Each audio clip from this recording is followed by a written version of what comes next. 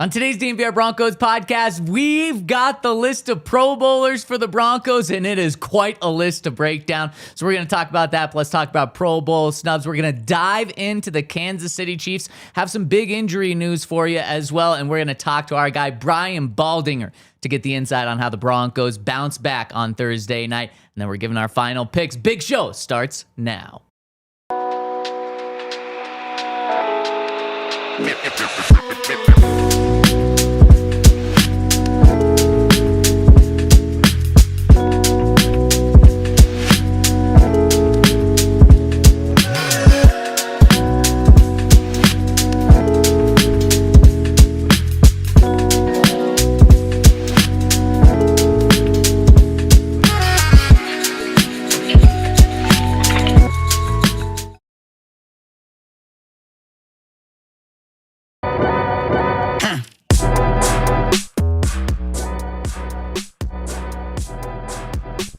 For Christmas, everyone on the Broncos gets a Pro Bowl nod. That's what it feels like because the Broncos have the most Pro Bowlers in the NFL. How about it? We're going to break it down on the DNVR Broncos podcast, live from the Toyota Lounge, driven by your local Front Range Toyota stores, and presented by Bet365. Use that code DNVR365 over at Bet365. Deposit $10, place a $5 bet, and you're going to get $150 in bonus bets when you sign up. That is a little Merry Christmas present from Bet365. Ryan Koenigsberg, Zach Stevens, you here behind the camera, and we're doing a true throwback show with you here. Truly. Back, and if it was a true throwback show, I would be self-producing it. That is very true. We would be we'd not be on camera.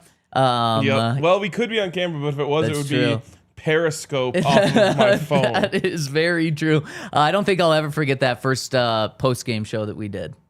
Which one? In the stadium? No, in... did we do one in the stadium first, or was it... Oh, you're talking about the one in the office. No. Which one are you talking about? I think we did one in your apartment. Oh, you're right. That was game one of the season. Yep. First game of the Flacco era. Yep, it was. Was that Raiders? Mm-hmm. Yep. Noah Fant end around to start the game. Oh, no. Oh, man, all downhill since. Well, all downhill in that season. Yes. Yeah. Not since, that's for sure not. Because, Ryan, we are talking about a 12-3 Denver Broncos team that has an opportunity to clinch the number one seed in the AFC this week. They can win the division a lot easier this week as well. They've got an opportunity to sweep the Kansas City Chiefs. And that is something that this show has never seen before. This show has never seen the Broncos sweeping the Chiefs, and I think we're going to see it for the first time this year. And also, Ryan, Broncos have 6 Pro Bowlers, which is tied for the most in the NFL. They tie the Ravens, the Seahawks, and the 49ers for the most in the NFL. This is the most original Pro Bowlers, like original ballot Pro Bowlers. Yeah. Not like the Trevor Siemian 7th alternate thing. Yeah, but I love Trev, so I like counting that one. But exactly, this is the most Pro Bowlers the Broncos have had since 2014. Whoa. The 2015 team didn't even have this many. Well, they didn't really have an offense. That's true. Yeah, and I guess it doesn't matter. They wouldn't have been able to play in the game regardless. I guess no one's playing in the game this year because it's not a game anymore. Yeah, and the Broncos will be busy that week. Oh, I love it. So name them for me. Okay, so we got 3 on each side of the ball. You got, we'll start with the big boys. We'll start with the offense. Quinn Miners, Garrett Bowles. So shout out to Garrett Bowles for finally making his first Pro Bowl. Some people might be like, but what? He's an all-pro. Yeah, he made an all-pro without a Pro Bowl. How stupid is the Pro Bowl at times? Very stupid. Then you go Cortland Sutton. Congrats gets to Court. the Pro Bowl nod, which is awesome. Defensive side, Zach Allen, Nick Bonito, and then, of course, Pat Surtain. Where's Talanoa Hufanga?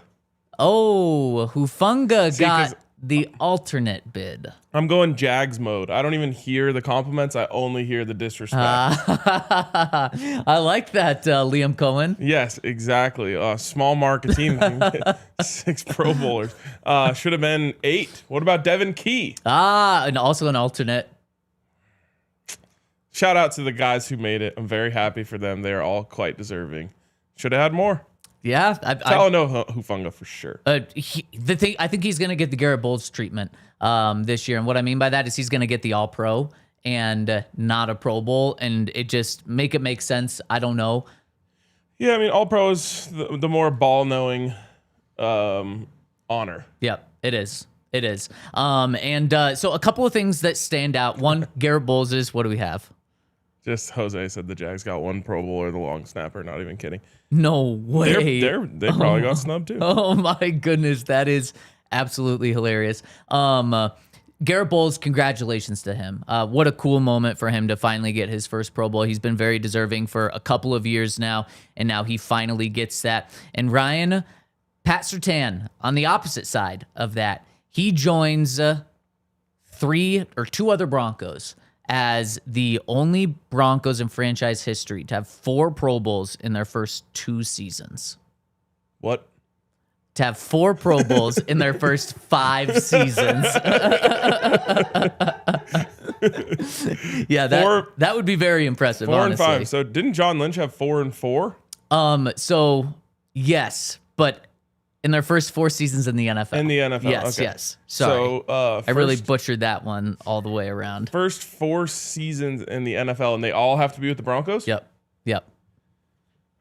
Wow. 2 others. John Elway? Nope. I guess okay. Terrell Davis. No. You're right in terms of the big names that you're poaching here. So along those same lines, like I don't have to take it down a step.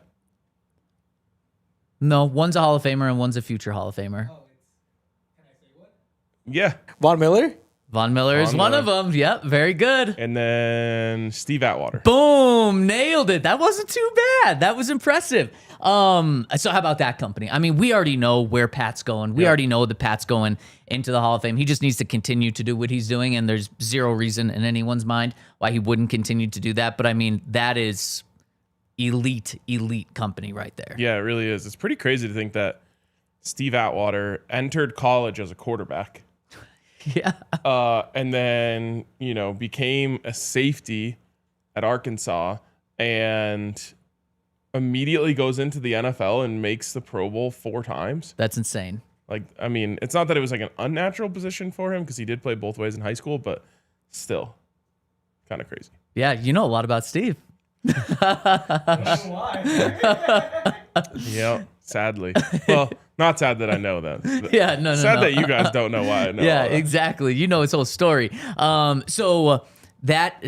Speaking of Steve, what position would he play right now if he were like going into college now? I promise you it would not be safety. Like I'm thinking like edge rusher. Yeah, no, I mean, if you look at like his size compared to current edge rushers, it's plausible. Yeah, just put on a little more weight, which I'm sure he was capable of doing. Yeah, I mean, maybe linebacker. Yeah, that's true. Speaking of linebackers, so a couple of alternates. Interestingly enough, I think this is the first year the NFL has done this. They're not releasing the alternates, which is just weird. I guess we'll only officially find out who the alternates are once people start dropping out.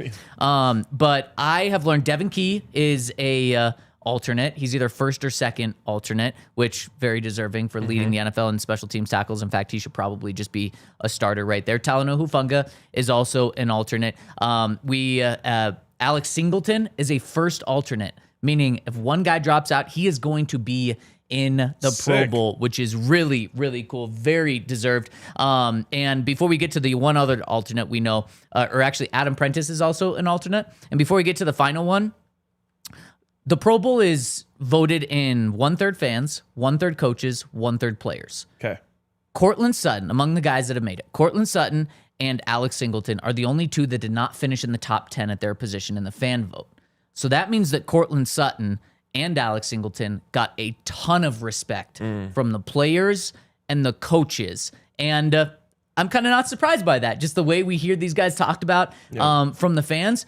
But it kind of even means more for those guys, in my opinion, that they got proven or that they got chosen by their peers and coaches. Definitely. So, Absolutely. So really cool for those guys. And then the final one, Bo Nix, a second alternate for the Pro Bowl. Nice, man. Congrats to Bo. Could I change gears really quick? 100%. I have a question for you. How are you feeling about this loss, like 2 days removed from it? I'm fine. In fact, I saw someone at the gym today, and they're like, I don't remember the word they used, but they were like, "Are you so depressed?" And I'm like, no. It's like 12-3. Still control your own destiny. It's all good. It's all good. Yeah, I feel unsettled. Oh man, why? Because it was just like, so everything was just going right, and it was cruise control, and it was fun. And I think that could have been a negative thing. Like, I understand where Benny and Aqib are coming from on that. But now all of a sudden, it's just like, oh shit, everything matters again. You know, it was like, you were just in such That's true. a place of comfort. Yeah. And now we're out of that place of comfort, so I am uncomfortable. Yeah, that's fair. Do you like being uncomfortable though? No, Don't they say like growth comes during uncomfortable? Yeah, for sure. For the team, they should feel uncomfortable, and hopefully that makes them lock in and work a little harder. But this is what I kept telling Aqib and Benny, which is just like, yeah, I mean, I get that, but I just want to win every week. Then that's very fair. I don't think that the Broncos needed to lose. Now you look for the positives in them losing, about refocusing and regrouping. But what I'll tell you is, right now I'm not uncomfortable. If the Broncos do exactly what they should do, because I 100% think they're beating the Chiefs on Thursday. A week from now, it will be uncomfortable because it probably will be a win and you're the number 1 seed, lose, and you're going on the road in a division, or you're going on the road as a wild card team the next week. So that's when I'll be. So I just have a week of being cool. Yep. Also, Bo Nix enthusiast. I actually didn't talk shit on the Jags, but they interpreted it that way, which is just like Sean Payton. Yeah.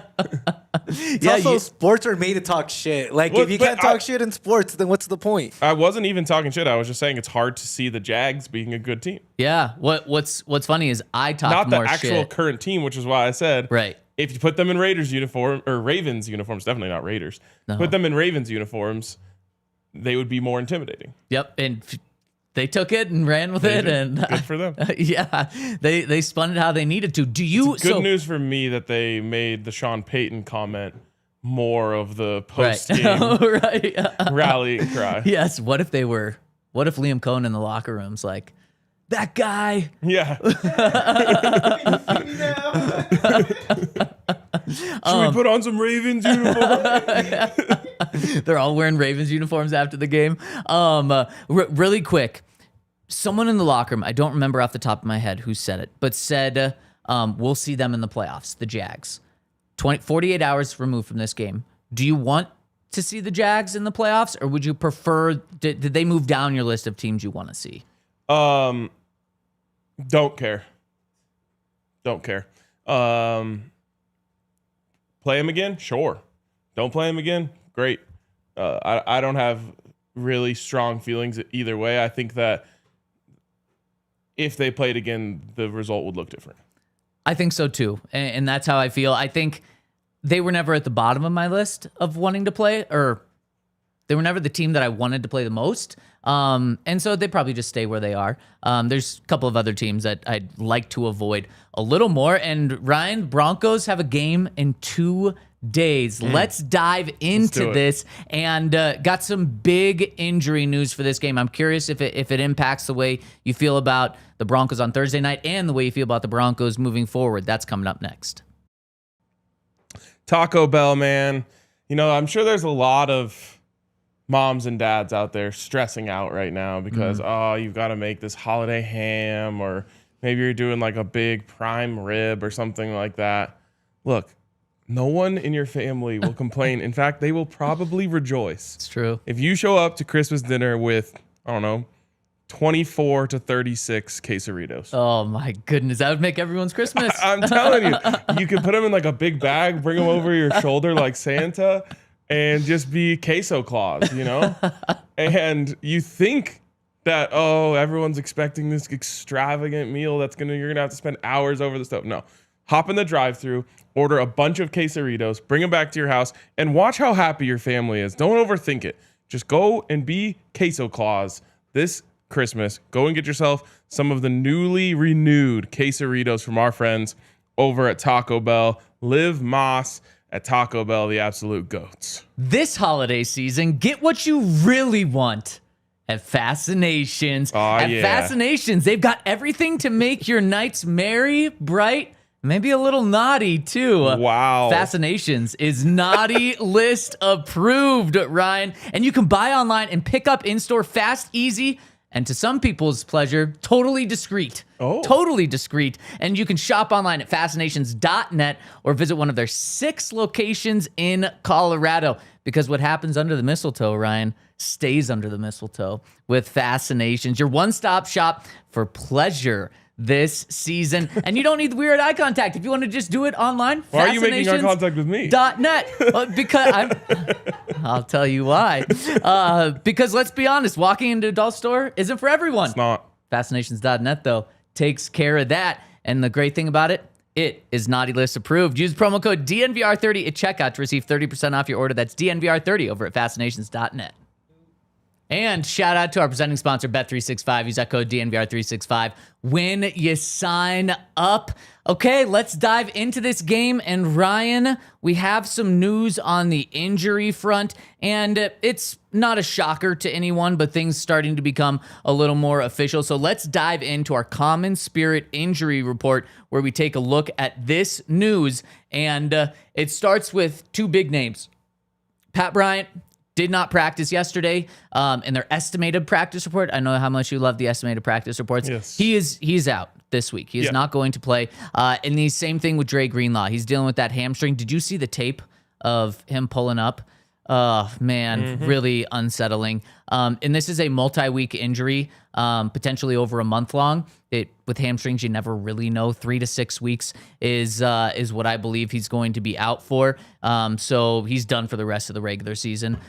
How concerning is that? Are these 2 injuries? Oh, and then let me just also, Nate Atkins did not play or practice with a foot. That popped up during the game. And then also Luke Wattenberg with the shoulder. That's one that we're really going to keep our eyes on over these next couple of days, because that's one that no one really knows anything about. But Pat Bryant and Dre Greenlaw, how important are those guys on Thursday night?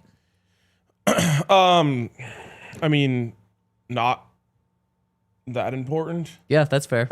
Because you're playing a broken team with nothing to play for. Yeah. But for me, the scope goes far beyond Thursday night. You're looking towards round 2, hopefully, of the playoffs. And I think it makes the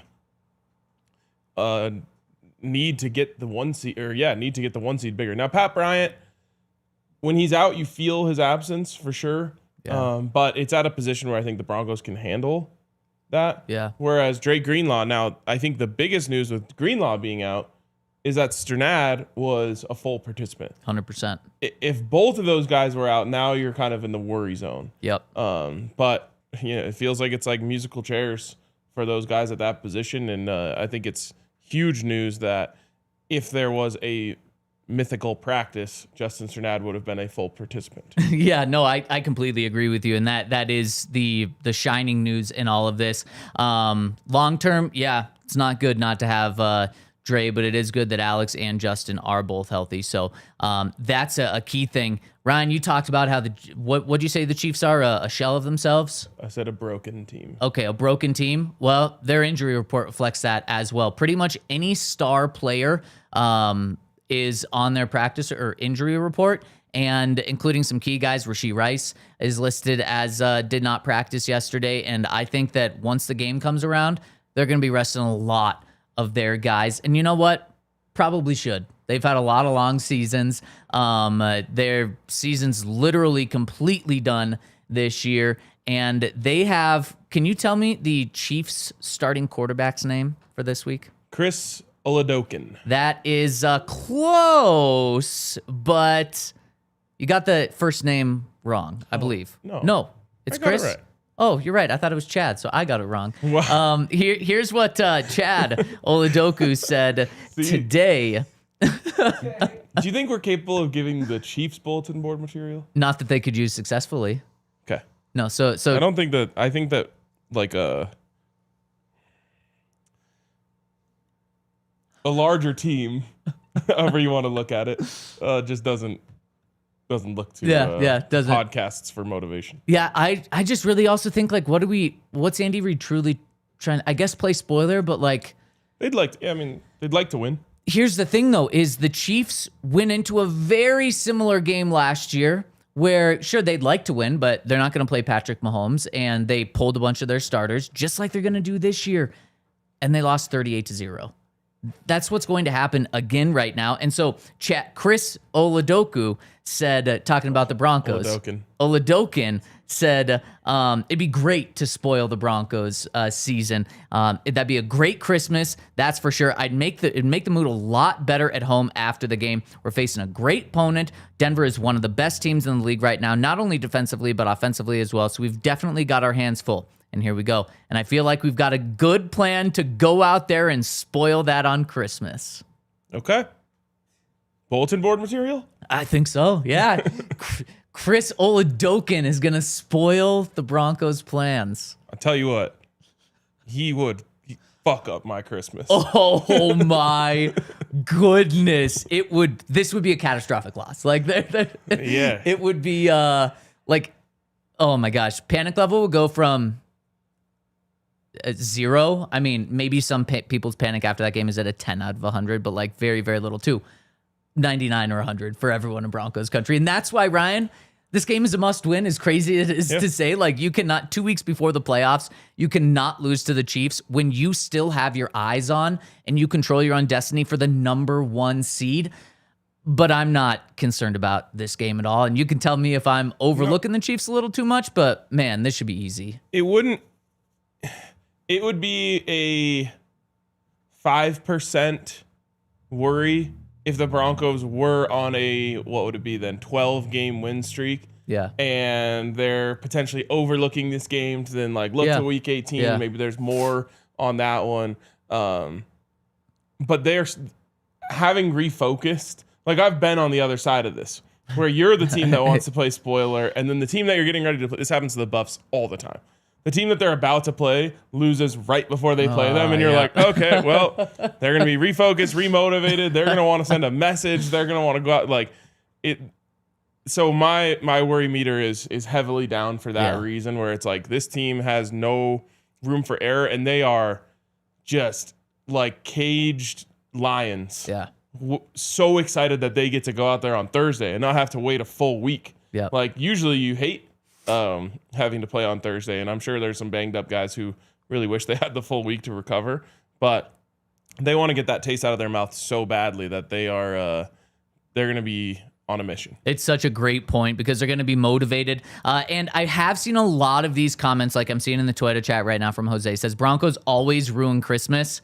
Not this year. You don't have to worry about that. And this is a get-right game. So I don't think style points don't really matter. But I think style points are going to be in full display this week because I think the Broncos on both sides of the ball are going to want to show that, especially the defense. Sean Payton yesterday was asked if he's concerned about the defense and about a defensive decline since the bye week. And he said, no, I don't buy that there's a defensive decline. Well, the week before or the night before, Nick Bonito was the one to kind of bring it up and say we have not played our best since the bye. If you want to look at like DVOA, EPA, all those things, says since the bye, the Broncos are one of the worst defenses in the NFL. They're giving up 8 more points since the bye than as opposed to before the bye right here. This is a get-right game for the defense because you're going up against Chris Oladokin, and you could set the all-time record in sacks this week. They're 10 away.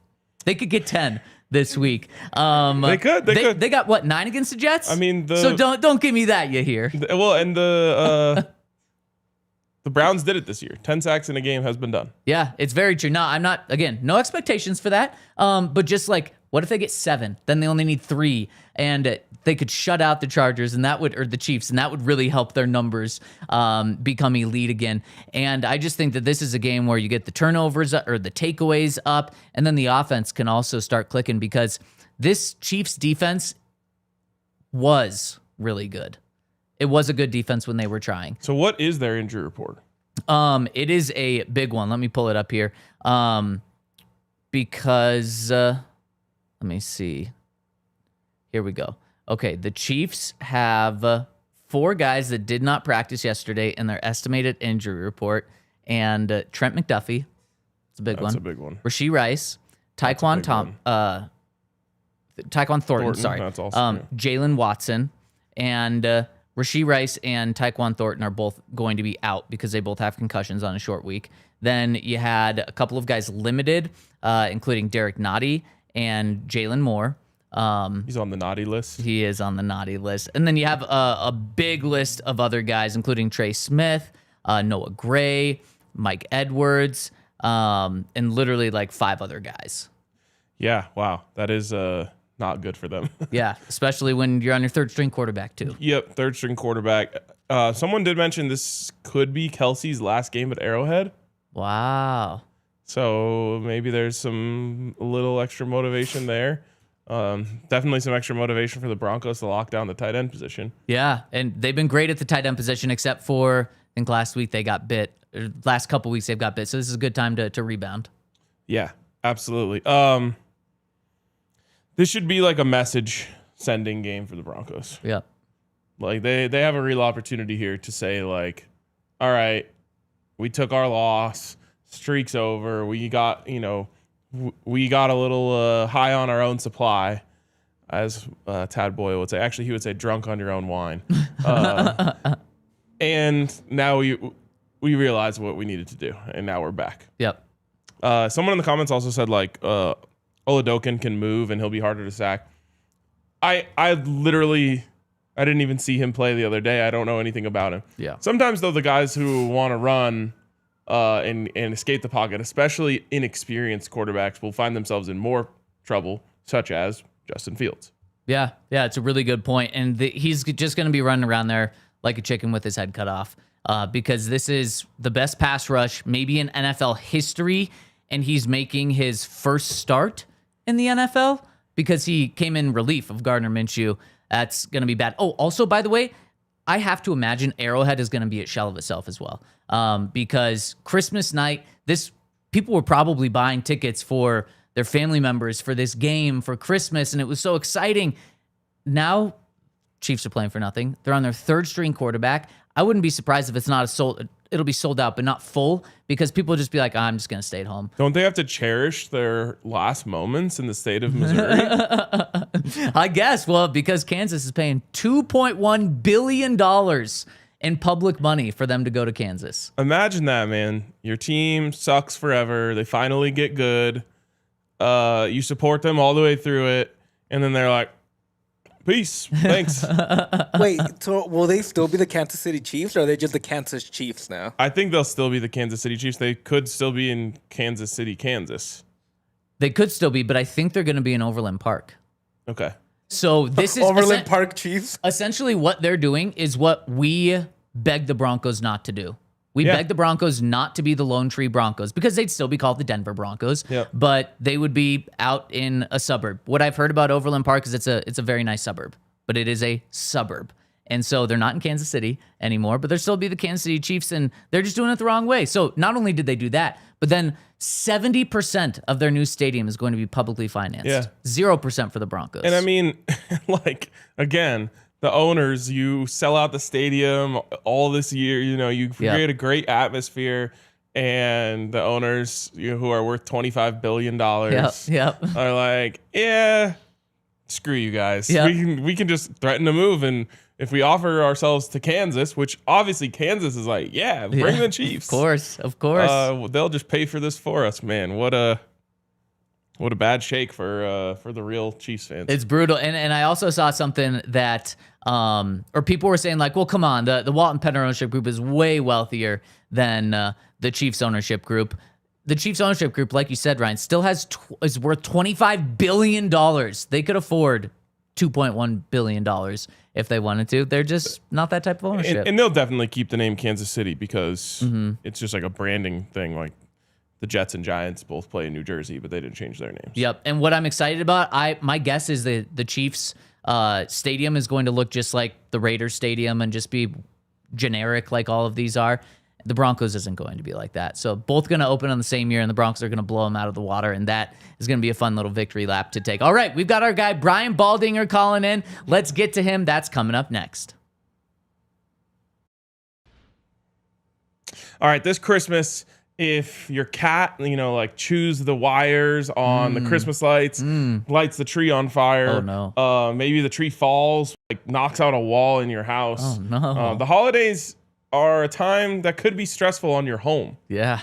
And if you need an emergency home repair, let's say the family's coming over tonight and you have something that you need fixed immediately, you want to hit up our friends over at New Built Restoration and Construction. They are available 24/7 and truly care about being there for their customers. And they have over 600 reviews to prove this to be true. They'll work with your insurance to make sure a stressful process like a home emergency is smooth and as painless as possible, as you're probably already in a lot of pain. They have repair services offered for fire damage, water damage, mold removal, and commercial projects. And most importantly, they are true DNVR fans. So if you hit them up and you're like, hey, like my power is all messed up because of this, that, and the other, and there's a fire blow, I want to watch the Nuggets game, they'll completely understand. Shout out to our friends over at New Built. Call them at 720-903-4254 and let them know DNVR sent you, or go to nubilt.com. And if you have to call New Built, you probably need a Coors Light, because Coors Light is all about chilling. Whether, something happened in your house, whether you just want to chill with family and friends over Christmas, or you want to watch some football. Ryan, we got a full slate of ball starting on Thursday. Broncos, of course, at night, and then full slate of ball all throughout the weekend. Coors Light is the beer that you need to reach for when you want to chill, whether it's watching football, whether it's with your friends and family, or enjoying the new year. Coors Light is the beer to turn for, to chilling, because it's all about chilled. It's brew chilled. It's bottle chilled. It is can chilled. And also, the mountains on the can turn blue when it is chilled to the perfect temperature. So check out our friends over at Coors Light, and you can get delivered straight to you if you don't want to pick it up at a store by going to CoorsLight.com/DNVR. Celebrate responsibly. Coors Brewing Company, Golden, Colorado. Beer. Shout out to Coors, man. The absolute best this holiday season. And bring 24 quesadillas and 24 Coors Lights. Who's complaining? No one. And shout out to our presenting sponsor, Bet365. Use that code DNVR365. And we've got the legend Brian Baldinger joining us right now as we bring him in. Baldy, Merry Christmas, Happy Holidays, and happy almost playoffs as well. I know that's what you're living for. How are you doing? I'm doing great, Zach. Good to be with you. Happy holidays to you. Counting down the days to Christmas. It used to be just a nice, relaxing day, but now that we have 3 games on Christmas and the Broncos will be featured, I don't know that we're going to be able to quite relax as the way we once did. No, you're absolutely right about that, Baldy. And we're hoping that that is a very easy game for the Broncos. We'll dive into that in just a second. Want to look backward to the Broncos-Jags game. In your opinion, what went wrong for the Broncos in that game? And based off of that, do you have long-term concerns about what went wrong with the Broncos in that game?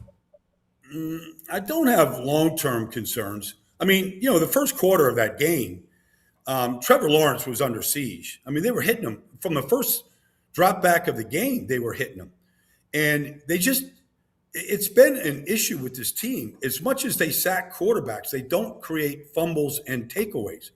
And it's an ongoing problem, because by any measure, when you get to 60 sacks or more, you should have a lot of takeaways. And they haven't been able to do that. And they didn't on Sunday. So I think that's an issue. But, look, the throw to Parker Washington for a touchdown, Jaquan is right there. I don't know, if you do that, if you make that play 10 times in a row, does Jaquan come make the play 5 out of 10, 7 out of 10 times? Probably a pretty high percentage. They did some good things. You can see R.J. Harvey is going to be a real force. They just didn't, they had a trick play to Cortland Sutton, and perfect throw from Bo. Ball gets knocked out late of Cortland's hands. They had opportunities. They just didn't make the plays when they were there. But I don't think this is a bad thing, Zach. You win 11 in a row, you lose one. It's like a reset button. I don't think this is a collapse or anything like it. But sometimes it's kind of good just to, because sometimes you just learn more from a loss than you do a win. And maybe that's not a bad thing right now. Baldy, there's kind of a narrative going around about Vance Joseph's defense falling off after the bye week. And it was something that was going around last year as well. Do you see this defense declining, or is it more like what you're talking about with kind of just some big plays being sprinkled in there? I think there was a lot of big plays. They didn't tackle well. You throw a 3rd and 5 route to Parker Washington, and 2 guys miss a tackle, and he goes down to the 3-yard line. Is that Vance Joseph, or is that just guys getting worn down, or, whatever that is? But they got to tackle better, I think, than what we saw. I mean, Trevor Lawrence spins out on a 3rd and 8 play, and he's a runner, and they can't get him down to the ground before he gets a first down, extends the drive, and they don't have to punt. I mean, I think tackling is always kind of an issue for any team. But I thought it showed up a little bit for the first time, I thought, last weekend against Jacksonville.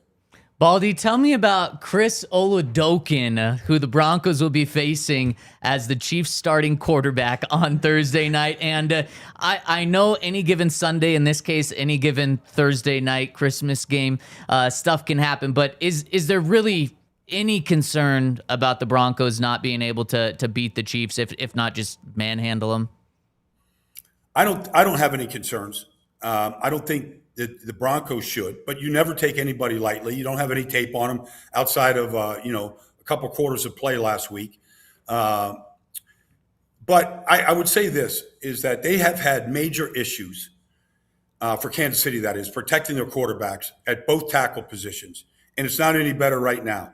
And I would just say that if you're Benito and you're Cooper and you're some of these guys coming off the edge, like come off the edge, and go earn your your Pro Bowl votes and everything that just happened to some guys in this defense. Like, get after it. They've been hitting the quarterback a bunch. John Franklin Myers, Zach Allen. They've been hitting the quarterback. Like, I would say, introduce yourself to them and then make them feel your punch. Like, that's how I would approach it. I'm being kind, but make them feel your punch.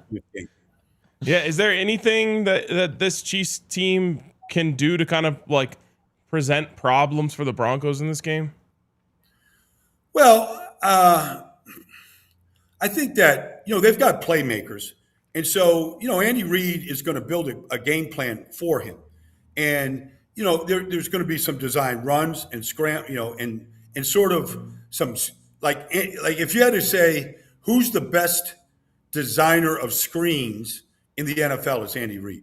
Sean Payton's not far behind, but Andy Reid is a master of screens. So every screen, tight end delayed screens, running back screens, like spot screens, middle screens. Like, I would be very, very alert to the screen game. I mean, the kid needs completions. He needs confidence. Screens are a good way to do that. I would be very, very hyper vigilant about screens coming at me right now. Because, you miss a tackle on a screen, like, who knows? You pick up a couple blocks down the field, you turn in what can be a 3-yard gain into a big chunk or more. So I would have that as my checklist right away. Baldy, 2 days after the Broncos game on Thursday, on Saturday, we got the Texans playing the Chargers. And if the Broncos take care of business against the Chiefs, if the Texans beat the Chargers, the Broncos win the AFC West. So I know a lot of Broncos fans are going to be watching that game on NFL Network on Saturday. Who do you think wins that game? Because right now the odds are favoring the Chargers, but man, the Texans are also on a roll too. It's going to be great because both teams have been stacking wins right here. I like the Texans right now because I think their defense is the best defense in football, and they're going to get. I mean, you got a set of backup to backup offensive tackles protecting Justin Herbert. But if Myles Garrett isn't the runaway as a defensive player of the year, I'm giving it to Will Anderson. Nobody plays the game harder than Will Anderson. They don't have a weakness on their defense right now. I know they gave up some points to the Raiders, and Genti had a big game last week. But that's the first time I've seen anybody in the last 2 months do any damage to the Texans defense. I think defense wins these type of games right now. So I'm not going against the Texans at this point.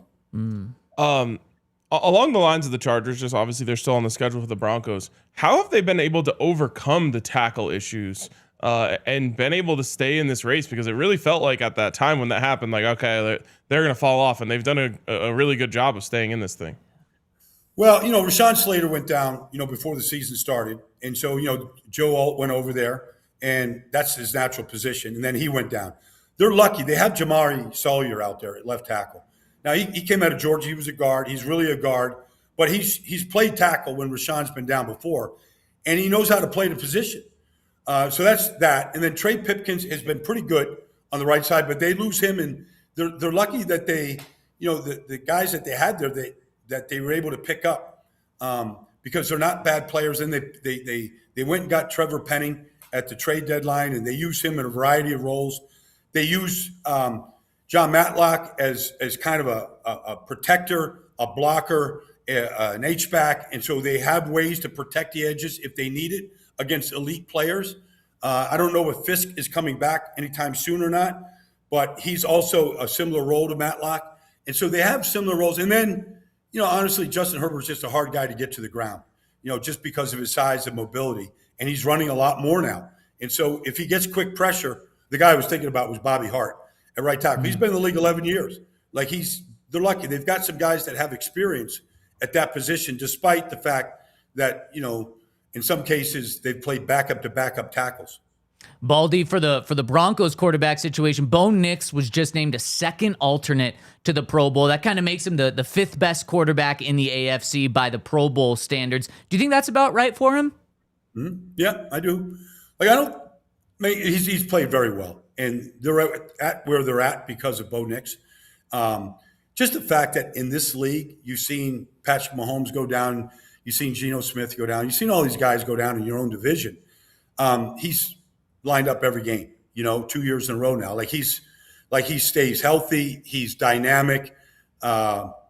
He's a problem. He's a problem for defenses, how to defend him right now. And so I believe that he's worthy of that selection. He's probably where he needs to be. I mean, there's still Mahomes and Justin Herbert and some guys out there in the AFC. Trevor Lawrence has played very well down the stretch. But I think that's a good spot for Bo. And it won't be long before he improves that stock, and I believe he'll be an annual candidate to be the Pro Bowl quarterback. I love that. Baldy, final one for you with the run game. Do you think the Broncos have enough juice in that running back room to make a deep playoff run with R.J. Harvey and Jaleel McLaughlin? They both had good runs last week at times. They're not very consistent at it. Some of it is the guys up front. Bo Nix helps the overall average because of his scrambling ability and his design runs. They're always going to be a passing team. And a lot of the throws that they make, Sean Payton will tell you the runs. Andy Reid will tell you these are just extension of the running game. Some of the the quick game that they play is a little bit of the run game. So, but can they just line up and knock you off the ball? And if they have to run a 4-minute drill, just melt the clock running the ball? They're probably a little shortchanged in that department just because of the guy's size. But I think the more R.J. Harvey sees the ball, the more he sees defenses in this league coming down the stretch right here, I think the better he's going to get. I love it, Baldy. Love catching up with you. Have a happy holidays, and we look forward to catching up with you next weekend. I hope you're right. I hope we're talking about a Broncos team that has clinched the AFC West after this weekend. Baldy, thank you so much. Yeah, my pleasure, Zach. Merry Christmas, happy holidays to everybody there at All City. Thanks, guys. You too, Baldy. Thanks, Baldy. The legend, Brian Baldinger. He's got his Christmas tree up right behind him. And it's crazy. Just speaking about how Christmas, the NFL would only play if it was on a Sunday. And then it was on a Saturday. And sometimes they'd move games to Saturday for it. And then when it was on a Monday, there'd be one Monday night game. Now, from my understanding, they're going to own Christmas moving forward. No matter if it's a Friday next year or a Tuesday, they're going to find Tuesday games. They're going to find Wednesday games. And they don't care about the NBA. Yeah. I got to say, I don't love it. Okay. I don't love it. Now, I'll never I'm an idiot. So at the end of the day, you just put football on. Yeah. I just drool and drink my beer and watch it. I'm with you.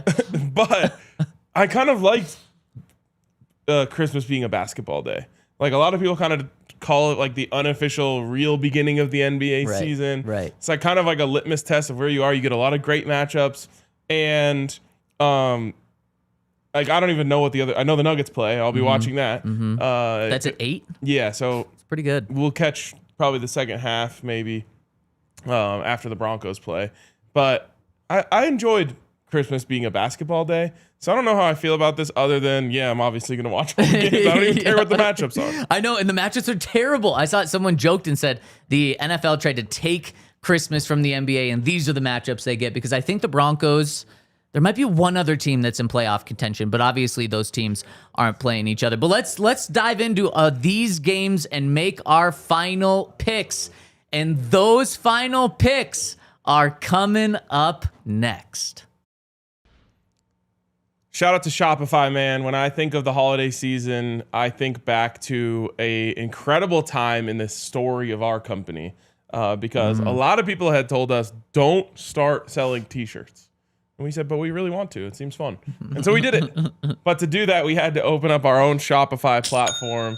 And that sound, honestly, like gives me so much nostalgia for the time we dropped the Philip Lindsay shirt right around Christmas. It was like a hot Christmas gift because everyone wanted a Philip Lindsay shirt or a Philip Lindsay jersey for Christmas. We partnered with Phil on it. And that cha-ching was going crazy during the holiday season. We spent a few of these nights leading up to the holiday just packing orders to try and get them to everyone by Christmas. And it wouldn't have been possible without Shopify. So when you are wanting to turn your business idea into that sound, cha-ching, hit up Shopify. Go to shopify.com and get set up with your own website to make sales. Shopify.com/allcity for a special deal. And Ryan, the Denver Broncos this year would not be who they are without our friends over at Common Spirit, because Common Spirit Health is the official healthcare partner of the Denver Broncos, and they're more than just for the Broncos. They're for everyone as well. Because of Common Spirit Health, they're more than just hospitals and clinics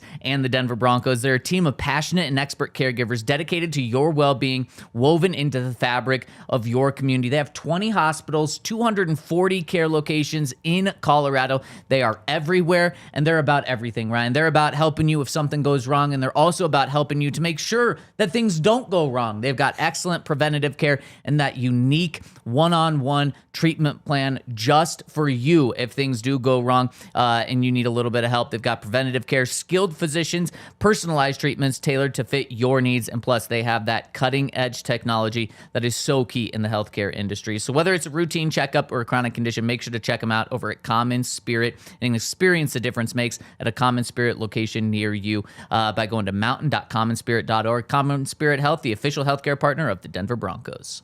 And shout out to our presenting sponsor, Bet365. Use that code DNVR365. If you're going to bet on the games this weekend, check out our friends over at Bet365 and use that code DNVR365. Do you see the early line? I guess it's no longer early. The line for the Broncos Chiefs game. I'm looking at it right now. What's the fresh line? Minus 13.5. Woo! And I like the Broncos still. And the total's 36.5, which means they're telling you they don't think so they think that the score is going to be like 27-13. Yeah. And that's giving the Chiefs too much credit. I'll be interested to see. By the way, I don't know if this is true. I can probably actually find out really quickly. But someone mentioned that in the limited action that Chris Oladokin saw the other day, that is correct. He was sacked 4 times. Sacked 4 times in limited action. How about when he played against the Broncos last year in Week 18? He played, I believe, 1 snap. You know what happened in that Sack. 1 snap? It was a sack. So he might be mobile, but he's running straight in to Broncos defenders. Yeah. He did. Other than that, though, I mean, 11 of 16, 111 yards. I'm sure, like Baldy mentioned, there's some good screens designed in there. But yeah, 4 sacks for 44 yards. Let me remind you, the Chiefs made the yards a sack. Titans look really good. That's actually crazy. That's just running straight backward. The Chiefs made the Titans look good. They got beat 26-9. And again, all you need to do is get the win. You don't need style points in my book, but the Broncos should beat the Chiefs by more than 17 points. And I think they will. I think that's what we're looking at. Should we get into our game picks right now? Let's do it. All right. Let's pull them up. I know we've got Henry's game picks here as well. So we can get to his pick first. Do you have Henry's pick you hear? They're across the board right there. Oh, he just went with Broncos. Do we have the score prediction one or no?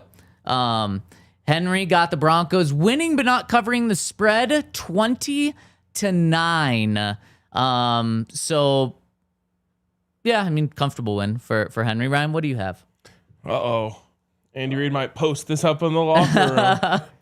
I've got the Broncos winning 30-6. 30-6. I like that. Well, if Andy Reid's gonna use anything for fuel, he's not gonna use your score. He's gonna use mine. I've got 38-0. The Repeat. exact score of what happened last year in Week 18 when the Chiefs were playing for absolutely nothing, just like they are this week as well. I do like maybe the Chiefs actually do score, but I love that we're all keeping the Chiefs under 10 points. That would actually shock me if they get to double digits. It wouldn't shock me. I've watched enough football to know that sometimes you miss a tackle and all of a sudden you're in scoring range, and then like there's an easy 3. And you watch Sunday, past Sunday's game. So especially like for bad teams, it just happens. There's been plenty of times where I'm like, I don't know how this team even scores a point today, and then like you break a tackle at the second level and make a play, and you're in scoring range. So I wouldn't be shocked if they got to double digits, but I would be disappointed. Yeah, and I just think this defense is going to be playing with their hair absolutely on fire. And I think this is a game for Bo Nix just to continue his hot streak. And I think that's going to be important for Sean. I think the Broncos will try to establish the run, but that might be where the Chiefs are best at right now, is trying to stop the run. And so I just think that Bo's going to have another big day, and it's going to be a very Merry Christmas for the Broncos here. Do we see like more rookies? Like, do we see Q Robinson and Savion Jones out there a little We bit saw more? Q a decent amount this past week, and I loved it. Yeah, I mean, you'd love for the Broncos to be in a position to do that. Even some Jarrett Stidham action would be nice. And someone mentioned that, I think it's Luke in the comments, says no one's talking about the mini buy that comes with playing on Christmas. It's really true. Yeah. This is one of those ones where, like I said, I'm sure there's guys who are banged up who are kind of wishing they had until Sunday, but it's like, hopefully, if you guys take care of business, you might not even have to play the fourth quarter. And then you're additionally getting 10 days to rest for what could be like a true playoff game, like a real clash. Yeah. That's going to have a different level of intensity to it. So, And the Chargers will not have that. of course, they'll have one extra day than That's they're true. used to. That's Well, true. maybe not, That's true. because it could go to Saturday. That's true. It could be a 9-day mini buy for the Or it Broncos. could be Sunday night. And that's, if they win, that's what'll happen. Yep. The Broncos will play the last football game of the season For the 1 seed on the line. with the 1 the seed on the Broncos. line. And then it could, I mean, it just rolls over the importance, but like it could be really big because the team that loses might have to play the next Saturday. Oh, yeah. On the road. You play Saturday, potentially Saturday on the road. On the road is guaranteed. Yes, on the road if you but if the Chargers take care of business and the Right. Broncos do this week. Yeah, you probably will be. Well, no, the Texans will also be on the road somewhere. Oh, yeah, because of the Jags. Right. And the Jags, by the way, are now in play for the 1 seed. Yep, they certainly are. And they have that tiebreaker over the Broncos. Well, I mean, yeah, they play the Colts, which I was kind of proud of the Colts last was night. They too. put up a good fight. I was too. And then, the like Kyle Shanahan was just in his bag. And Yep. so was Brock Purdy, to his credit. But so they play the Colts this week and then the Titans. Yep. So they're getting, out of all the teams that are in the mix here, the easiest road in. And then you have the Patriots who have the Dolphins and the Jets. Yeah. So even if the Broncos win this week, or when they win, and the Chargers lose, you still could very likely be playing for the 1 seed in Week 18. Yeah, all of this stuff has to happen in order for the Broncos to clinch the 1 seed this week. And Ryan, you tell me if it's going to happen or not, because if not, that means Week 18 will be meaningful. Broncos have to win. Yep. Certainly could happen. Chargers lose or tie. That could happen. Yeah, I will be predicting it in just a second. Okay, I like that. Patriots lose. Patriots are playing the Dolphins, I believe. Unlikely. Unlikely. Bills lost. Especially because it's Quinn Ewers. That's right. Yeah, you're right. That's a good call. Bills lose or tie. I believe they're playing the Jets. Okay, no. And then the Jags lose or tie, and they're playing The Colts. the Colts. Yeah. It's not happening. So Yeah, it's not happening. So Week 18 will be important. Yeah, Week 18 matters, which is, I think, good as long as the Broncos take care of business. Right. Like you're going to have probably a playoff atmosphere in that game. But then if you take care of business, you get a full week of rest. Yep. You know what I thought? How different the Broncos winning the division can be. They could have won it on this Christmas. Now they can't do that anymore, but they could have had a Christmas AFC shirt game where they're handing out the shirts after the game in Arrowhead, celebrating there. They could have it in week 18, which is still possible. At home, that would be so electric. After beating the Chargers, you get the 1 seed as well. As cool as it is for them to clinch the division this week, they'd be clinching the division when they're all away from each other. They'd be clinching it on Saturday. Yeah, I mean, Sean could get everyone together, get everyone in the auditorium. Let's watch the game. You're scouting your future opponent too. I think Sean might be, in warm golf weather somewhere. Denver is warm golf weather right now. Well, that's very true. I think that's cool. I just don't think that would happen, but that would be very cool. Yeah, for anyone who doesn't live in Denver is wondering, why is RK wearing a t-shirt and shorts on December 23rd? It's legitimately like 67 degrees outside. Yeah, it is. I did something that I've never done in my life. What's that? And I learned a lesson that I had never had to learn before. I looked for tee times on Christmas. Wow. Turns out the golf courses are closed. Rightfully so. Yeah, right. But I was like, wait a minute. Never had this opportunity before. That would have been a hell of a way to spend Christmas. Well, yeah, because my family does Christmas on Christmas Eve. Yep. Allie's flying out Christmas morning to go to her family's Christmas. I obviously have to work. So I was like, man, Broncos don't play till 6:15. Sure, I'll watch these other NFL games. Or I can go golfing. I feel like you can just still go. I thought about that too. Yeah. I was like, yeah, I think that's trespassing. Yeah, but. probably. Wait, don't tell anyone. Okay, let's get to the other games of the week. So Ryan, you've got the Texans beating the Chargers. I absolutely love that. I don't know. Both these teams, I think, are like 7-1 in their past 8 games. They're both incredibly hot. Is this game in Los Angeles? You hear? Yes. It is in LA. I'll just give the coin flip to. No, you know what? I'm going Texans. Baldy got me. Will Anderson. That pass rush going up against 2 backup tackles. Broncos clinch in very underwhelming form. It's just gonna be like. I just feel bad for the players because like that moment where you're all wearing the t-shirts in a winning stadium, you're all together celebrating, and now you're going to get back together on Monday morning and you'll celebrate, but it's not going to be like that. Maybe Sean Payton likes it that way. He might. Job's not finished. Yep, exactly. These are not the hats and t-shirts that we want. Don't even give them to him. I like that. I like that a lot. And according to Sean Payton, they have not accomplished any of their goals yet so far. Yeah. His first goal is win the division. Yes, as he told nicely me. corrected you. Yes. Okay, and final game in the AFC. Boy, what a terrible, terrible, terrible game. You got the Giants going in to Las Vegas to play the Raiders. This game has big implications for the number 1 overall pick. Ryan, who you got? Who are they playing? Giants. Give me the Giants. Yeah, give me the Giants as well. The Raiders, did they fire Pete Carroll? I think Pete Carroll retires. Well, do you hear what he's saying this week? He's saying like, I'm here for the rebuild. I'm ready for the rebuild. And he's actually using the rebuild word. All right, well, that means he's taking that money one way or another, so you're going to have to fire him. I think that's his message to the team is, I'm not going anywhere. Yeah. Hey, if I'm him, someone paid me $20 million for 4 years and they want me out after the first year, give me $20 million and I'm out. Man, what a joke of a franchise. It is such a joke. Okay, so that's going to do it for this week. So here's what you will be rooting for this week. Oh, we also have a super chat, which I'll get for, but here's what you're rooting for. You're rooting for the Broncos to win, the Chargers to lose or tie, the Patriots to lose, the Bills to lose or tie, and the Jaguars to lose or tie. Imagine if they clinch the 1 seed on Sunday. That would be something. Over the next couple of days, we are going to be, obviously, we're going to do a pregame show, watch along postgame show on Christmas, Thursday Night Football. We'll be here, so make sure to tune in with us.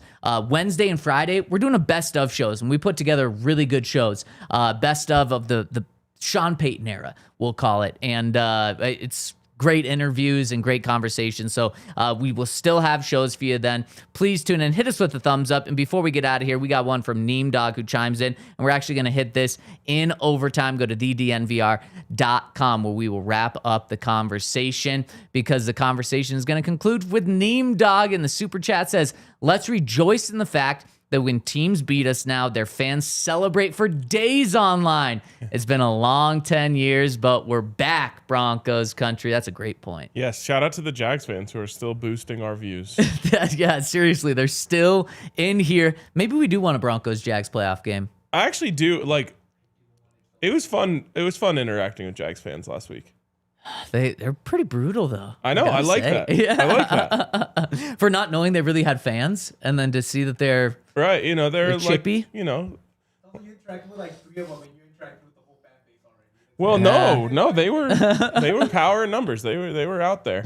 But like I said to Henry that last week, like you can't say like act like you've been there before, because they haven't. Yeah, it's really good. So what do you say? Just, I guess, act like you're acting? You say good game. We'll see you in the playoffs. Yeah. And that's going to do it for us. Merry Christmas. Happy holidays to every single one of you. We really, really appreciate you rocking and rolling with us. And we are going to be here for you on Christmas. So make sure to tune in and enjoy time with family, enjoy time with friends, grab some Coors Lights, grab some Taco Bell, and enjoy this holiday season and time with people. We really appreciate every single one of you. God bless Bo Nix, and God bless all of you.